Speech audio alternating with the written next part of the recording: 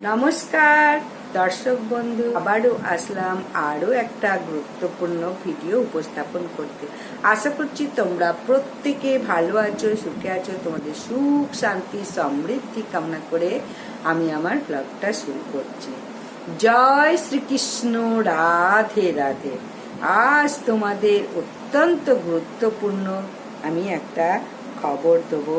প্রত্যেকে সুন্দর করে শেষ পর্যন্ত ভিডিওটা দেখো এবং অবশ্যই যদি ভালো লাগে লাইক, সাবস্ক্রাইব, শেয়ার করে দাও এবং যদি কিছু জানার থাকে অবশ্যই কমেন্ট করো। 7ই সেপ্টেম্বর 2025 রবিবার, ভাদ্রী পূর্ণিমার দিন, শতাব্দী শ্রেষ্ঠ এবং ব্যাপক চন্দ্রগ্রহণ দৃশ্য হতে চলেছে। এটা পূর্ণগ্রাস চন্দ্রগ্রহণ। পৃথিবীর 95% মানুষ এই চন্দ্রগ্রহণ এই দিন সরাসরি দর্শন করতে পারবে। বিশ্বের 95% মানুষ এই চন্দ্রগ্রহণ দৃশ্যমান হবে। 100 বছরের মধ্যে এই চন্দ্রগ্রহণ হয়নি। এই চন্দ্রগ্রহণের আরেকটি বিশেষত্ব হলো পূর্ণগ্রাস চন্দ্রগ্রহণ। এই পর্বটি প্রায় 82 মিনিট স্থায়ী থাকবে।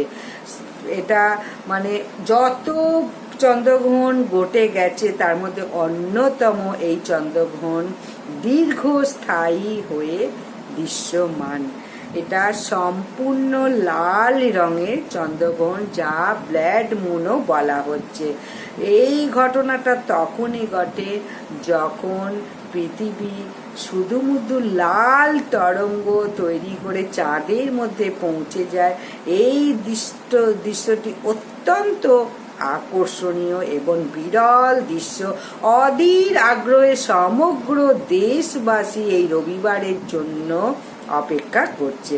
তাই প্রত্যেককে জানাবো যে এই রবিবারে 7ই সেপ্টেম্বরে চন্দ্রগ্রহণ কখন ঘটতে চলেছে, কোথায় কোন সময় চন্দ্রগ্রহণ দৃশ্যমান হবে। এই চন্দ্রগ্রহণ সব জায়গায় তো একই টাইমে হবে না, সারা বিশ্বে যেহেতু হচ্ছে, তাই আমাদের কি কি মেনে চলা উচিত, কি কি মানা উচিত নয় সেগুলোও বলবো। সবার শেষে বলবো গর্ভবতী মহিলারা তো বিশেষ করে মানো। 7ই সেপ্টেম্বর বিস্তারিত জানো চন্দ্রগ্রহণ সম্বন্ধে। এই ভিডিওটা দেখলে বা শুনলে কিছু হলেও উপকৃত হবে। পৃথিবী যখন সূর্য আর চাঁদের মাঝখানে আসে এবং যখন তিনটি একই সরলরেখায় থাকে তখনই হয় চন্দ্রগ্রহণ। পৃথিবীর ছায়া চাঁদের ওপর পড়ে, তার ফলে সূর্যের আলো চাঁদের ওপর পড়তে পারে না, চাঁদ তখন অন্ধকারাচ্ছন্ন হয়ে যায়। এই ঘটনাটাকেই চন্দ্রগ্রহণ বলা হয়।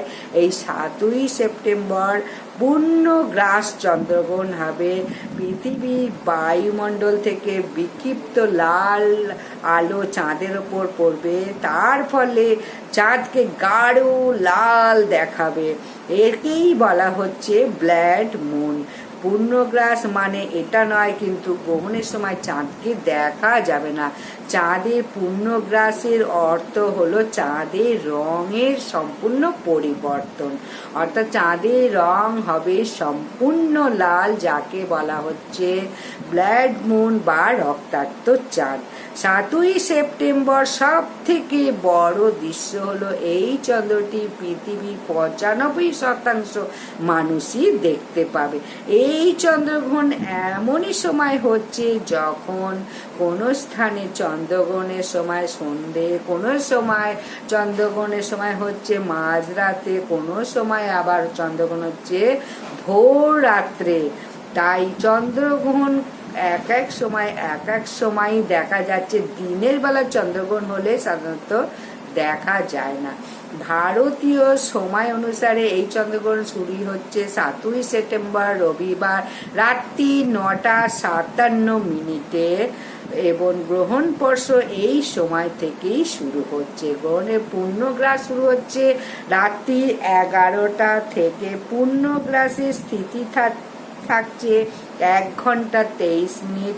পূর্ণগ্রাসের মধ্যকালীন স্থিতি থাকছে 11টা 41 এবং পূর্ণগ্রাস সমাপ্তি হচ্ছে রাত্রি 12টা 23 এবং গ্রহণ সম্পূর্ণরূপে সমাপ্তি হচ্ছে রাত্রি। গ্রহণের সম্পূর্ণ সময়কাল হচ্ছে 3 ঘন্টা 30 মিনিট। ভারতীয় সময় অনুসারে রাত্রি 9টা 57 থেকে রাত্রির 1টা 57 পর্যন্ত। বাংলাদেশে এই গ্রহণ শুরু হবে 12টা 15 পর্যন্ত মধ্যপ্রাচ্যে অর্থাৎ UAE-তে, আরব, ইরাক, ইরান এই সকল স্থানে গ্রহণটি পূর্ণগ্রাস শুরু হবে রাত্রি 9টা 33 যা থাকবে রাত 10টা 15 পর্যন্ত।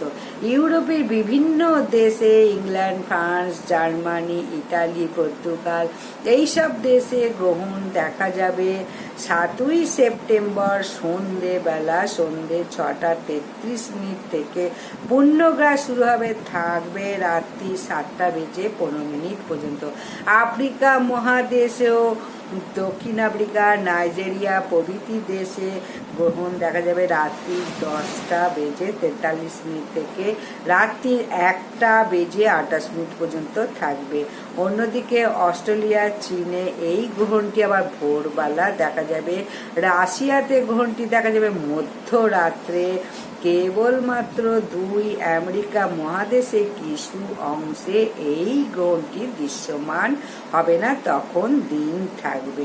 7ই সেপ্টেম্বর রবিবার এই চন্দ্রগ্রহণ, যেহেতু পূর্ণগ্রাস চন্দ্রগ্রহণ তাই এই চন্দ্রগ্রহণের সূতককাল থাকছে ভারতীয় শাস্ত্রে সেই সময়টিকে অশুভ এবং অপবিত্র বলা হয়। এই সময় কখনো পুজো বা মাঙ্গলিক কাজ শুরু করবে না। এরপরে বলবো যে রবিবার দিন ভাদ্রী পূর্ণিমা সংগঠিত হলেও সূতককাল শুরু হওয়ার পূর্বেই সমস্ত শুভ মাঙ্গলিক পূজা পাঠ শেষ করে নাও। ভারতীয় সময়ানুযায়ী এই চন্দ্রগ্রহণের সূতককাল হচ্ছে 7ই সেপ্টেম্বর রবিবার দুপুর 12টা 57 থেকে সূতককাল থাকবে রাত্রির 1টা 26 পর্যন্ত। গ্রহণ সমাপ্তি হওয়ার সঙ্গে সঙ্গে সূতককালেরও সমাপ্তি ঘটবে। পূর্ণগ্রাস চন্দ্রগ্রহণের সূতককাল গ্রহণ শুরু হওয়ার প্রায় 9 ঘন্টা আগেই সূতককাল শুরু হয়। সূতককাল মানে এটাই, রবিবার দুপুর 12টা 57 তাই শুরু হচ্ছে সূতককাল। ভাদ্রী পূর্ণিমা যে কোনো শুভ মাঙ্গলিক পূজা পাঠ ঠিক সূতককালের আগেই তোমরা করে নাও। রাহুর কেতুর প্রভাবে হয় এই চন্দ্রগ্রহণ অশুভ বলে গণ্য করা হয়। যেহেতু চন্দ্রগ্রহণ মনের কারণ, তাই গ্রহণের সময় রাহুর কেতুর ভাব মনের উপর সরাসরি পড়ে। চন্দ্রগ্রহণে মানুষের অসুস্থতা এবং নানান রকম অসুবিধা, কর্মক্ষেত্র নানান রকম জিনিসের চ্যালেঞ্জ আসে। গুরুত্বপূর্ণ সিদ্ধান্ত, নতুন কোনো কাজ এই সময় কখনো করবে না এবং কোনো রকম বাড়িতে যেন অশান্তি, ঝামেলা, কোনো রকম মিথ্যে কথা, ঝগড়াঝাটি করা এসব কিন্তু করো না। এইগুলো প্রত্যেকে একটু সতর্ক থাকা উচিত। চন্দ্রগ্রহণের সময় এই সকল বিষয়গুলো ঘটে যেহেতু শাস্ত্র মতে, তাই বিষয়গুলো কিছু কিছু আমাদের মেনে চলা উচিত। প্রথম বলবো যে খাওয়া দাওয়া থেকে বিরত থাকো। পূর্ণগ্রাস চন্দ্রগ্রহণে এই গ্রহণের সময় ভুলেও কিন্তু গ্রহণের যেসব শুরু হচ্ছে 7ই সেপ্টেম্বর রবিবার রাত্রি 9টা 57 রাত্রির 1টা 27 পর্যন্ত এই সময়কালে কিন্তু ভুলেও খেও না, কেউই খাবে না। এই সময় খাওয়া দাওয়ায় দূষিত থাকবে। খাওয়া দাওয়াগুলো গ্রহণ করলে নানান রকম রোগ ব্যাধি, জ্বালা যন্ত্রণা, কষ্ট শরীরের মধ্যে প্রবেশ করবে। রাত্রি 9টা 57 পূর্বেই তাই খেয়ে নাও সমস্ত কিছু খাবার দাবার যা খাবে। গ্রহণের সূতককালেও কখনো দেবদেবী মূর্তি স্পর্শ করবে না। সূতককাল কিন্তু শুরু হচ্ছে 12:57। খুব ভালো করে মনে রাখো, দেবদেবীর পূজা তার আগেই কিন্তু সম্পূর্ণ করে নাও। এই সময় দেবতাদের শক্তি কিন্তু দুর্বল হয়ে পড়ে, মন্দিরগুলো এই সময় বন্ধ থাকে, তাই বিভিন্ন পূজা পাঠ অর্চনা সমস্ত কিছু বন্ধ থাকে। 12:07 আগে সমস্ত পূজা পাঠ সেরে নাও। আর খাবারগুলোকে রক্ষা করার জন্য রান্না খাবার, দুধ, জলের পাত্র, খাবার দাবার যদি কিছু বেঁচে থাকে, তুলসী পাতা বা কুশ বা গোবর অবশ্যই খাবারের উপর দাও। তবে তুলসী পাতা কখনো আমিষ খাবারের উপর কিন্তু দিও না, যেহেতু আমাদের মাতা তুলসী মহারানী দেবী রূপে বিরাজমান। তাই এই সময় নানান রকম শারীরিক ক্ষতিও হয়ে যায় যদি এই খাবারগুলো খাওয়া হয়। গ্রহণের শেষ হওয়ার পর যেসব জামা কাপড় প্রত্যেকে পরে থাকো বা বিছানায় যদি শুয়ে থাকো, তাই প্রত্যেকটা জিনিস ভালো করে কেচে নিয়ে সারা বাড়িতে গঙ্গা জল অবশ্যই ছিটিয়ে দাও, তাহলে অপবিত্র দূর হয়ে যাবে। এই কাজটি যেহেতু রাত্রি 1:26 গ্রহণ শেষ হচ্ছে, ওই সময় না করলেও পরের দিনকে অবশ্যই গঙ্গার জল ছেটাও, স্নান করে। গ্রহণ শেষ হওয়ার পরে যদি দান ধ্যান পুণ্য কাজে মন দাও, তাহলেও কিন্তু অনেকটা শুভ ফল পাবে। আর এই গ্রহণ সময় চলাকালীন সূতককালে কোনো শুভ কাজ কিন্তু ভুলেও করবে না। আর এই সময় যত পারো বই পড়ো বা ঠাকুর দেবতার নাম জপ করো, হরে কৃষ্ণ হরে নাম মন্ত্র জপ করো, শ্রীকৃষ্ণের 8 শতনাম, শ্রীরামচন্দ্রের 8 শতনাম, সমস্ত দেবদেবীর হনুমান চল্লিশা যত পারো এই 3 ঘন্টা ধরে পাঠ করো। মন্ত্র জপ ধ্যান করা এই সময়, গ্রহণের সময় মহামৃত্যুঞ্জয় মন্ত্র যদি জপ করতে পারো, সমস্ত রোগ ব্যাধি দুঃখ দুর্দশা জ্বালা যন্ত্রণা কষ্ট থেকে কিন্তু মুক্তি পাবে। আর যা করবে সেটাই অক্ষয় হয়ে থাকবে। চন্দ্র বীজ মন্ত্র, হনুমান চল্লিশা, রাহু কেতুর বীজ মন্ত্র, এইগুলো পড়ো। ধ্যান যদি করতে পারো এই সময় আরো ভালো। গর্ভবতী মহিলাদের ক্ষেত্রে বিশেষ কথা বলবো। গর্ভবতী মহিলারা গ্রহণ চলাকালীন সবসময় ঘরের মধ্যে থাকো, বাইরে একদম বেরিও না। অশুভ রশ্মি শিশুর ওপরে প্রভাব ফেলতে পারে, তাই জন্মগত ত্রুটির কারণও হতে পারে। খুব সাবধান গর্ভবতী মহিলারা। কোনো ছুরি কাঁচি দিয়ে কাটাকাটি করবে না, কোনোভাবেই কোনো ধারালো বস্তু তো ব্যবহার করবেই না।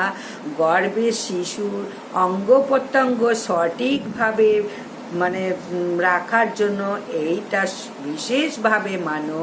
গর্ভবতী মহিলাদের কোনো কিছু খাওয়াও উচিত না, যদিও একটা ছোট শিশু গর্ভে আছে, কিন্তু খেলে খারাপ প্রভাব পড়তে পারে। আর যদি সম্ভব হয় গর্ভবতী মহিলাদের পেটে লাল বা গেরুয়া রঙের তিলক আঁকার কথা বলা হয়। এইগুলো অশুভ শক্তিকে প্রোটেক্ট করে এবং গর্ভবতী শিশুর মঙ্গল হয়। এই সময় ভগবানের নাম মন্ত্র জপ যত পারো করো, এতে মায়ের মন শান্ত থাকে, শিশুর শরীর সুরক্ষা থাকে। তাই শাস্ত্র মতে চন্দ্রগ্রহণ সূর্যগ্রহণ নিঃসন্দেহে একটি অশুভ বা প্রভাব বলে গণ্য করা হয়। এই গ্রহণ একটা বড় সুযোগ। আমরা প্রত্যেকে যদি এই সময় মন্ত্র জপ ধ্যান যদি করতে পারি, এ সময় সমস্ত নেতিবাচক শক্তি, অশুভ প্রভাব, নেগেটিভ সমস্ত কিছু গৃহ থেকে চলে যাবে। মানসিক আধ্যাত্মিক খুব শুভ হবে, বিরল জ্যোতির্বিদ্যা সংক্রান্ত এই সময়টিকে আমাদের আধ্যাত্মিক চর্চা, মুক্তির কথা